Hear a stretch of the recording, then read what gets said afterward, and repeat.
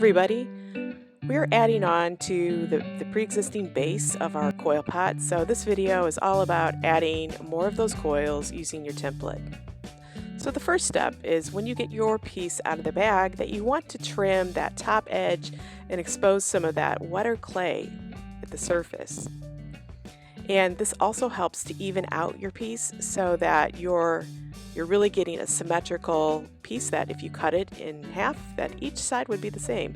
And remember all those drier pieces, put them in a bag, add some water to that bag and smush it in there really well so that you can continue to work with that clay. Don't let it dry out.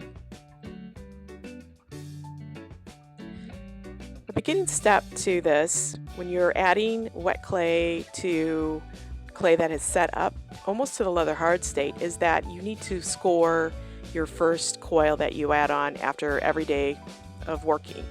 So say you set your piece aside for a day and you're back to working on it, you want to score really well that first coil on your piece.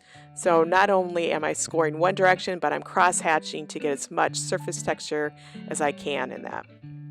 So we're going to put some slip on the surface of this, and whenever I open up my slip, I always add a little bit of water to it just so that I can maintain my slip and add little dry pieces to it.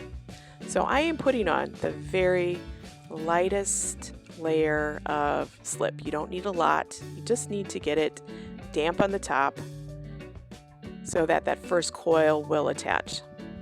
I'm going to do the same thing on this other piece.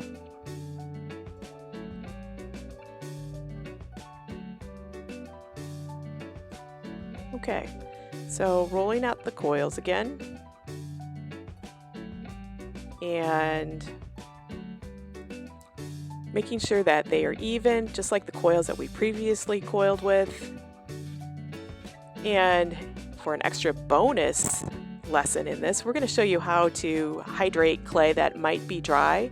And every time you roll your coils, if your coils start cracking, this is what you need to do. You're just going to spray some clay or spray some water in your clay and smush it in your hand. So here, this example is a piece of clay that is really dry, but it still can be used. And I'm going to spray the surface of that with water, squish it through my hands, and then I'm going to spray it with a little bit more water and keep on squishing it, and spray with a little bit more water and keep on squishing it until that clay loosens up so that it feels more plastic and pliable, and when you roll it you don't end up getting all of those little stress cracks from drier clay.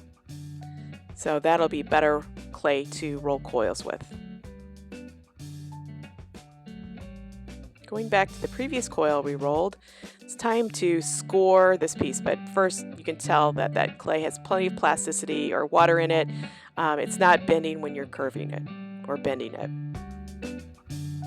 So I'm checking to see if this coil fits the top of the piece, and I'm going to get my fork and I'm going to slightly score the surface of this coil, and I'm going to add it back to the piece. So this is probably the most critical step you have to do, is to make sure that first coil, after a day that's kind of set in a bag, you're going back to it, that first coil will attach to that harder surface.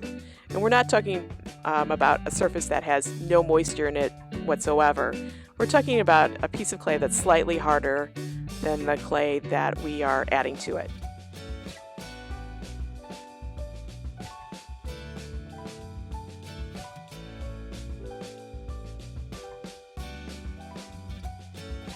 Okay, so once we have that first coil on, we're going to continue adding that second coil. And notice we do not have to slip and score the next coil because we're adding it to clay of the same consistency. So when we put that on, we are again checking with that template to make sure that coil pot is established, has that established curve that we've set out for ourselves. And what I do, again, that's different from beginning coiling, the beginning stages, is that I coil the outside, or actually I blend the outside first, and then I work on blending the inside. And again, making sure that if your piece is not wide enough, that you're moving it out so that it hits that curve, or if it's out too much, that you can push it back in.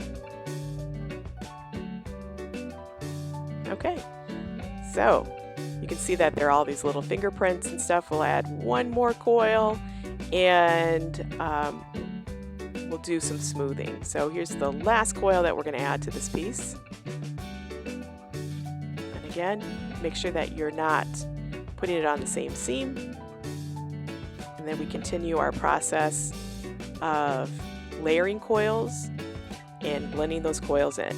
And then when you're done with this process, when it starts getting a little bit more flexible than you'd like, that's when we'll stop, let it sit out for an hour, and then we'll wrap it up in a plastic bag. So again, blending the outside with my thumb, blending the inside with my thumb, making sure that both the inside and the outside have been blended. And there we go. So our last step is taking a credit card or something that is smooth, like the flexible metal rib, and smoothing that outside edge of your piece. So again, every time we put a coil on, we check with that template. Okay, and from that template, we can see that we need to put that coil on the inside edge slightly to start curving that piece in. So you can see that the placement is key to this. I placed it on the inside edge, and then we blend as usual. So once we have that done for the day and we don't think we can build anymore, it's time to smooth out that outside edge with quite a bit of smoothing with a credit card or that flexible metal rib. And that's pretty much it for adding more coils to your piece.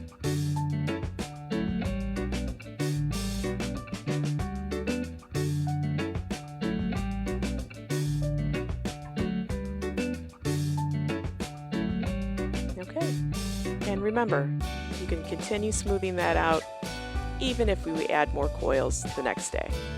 So make sure you wrap up your piece after you let it set out for 1 hour to gain some more strength, and then we'll get back to it the next day.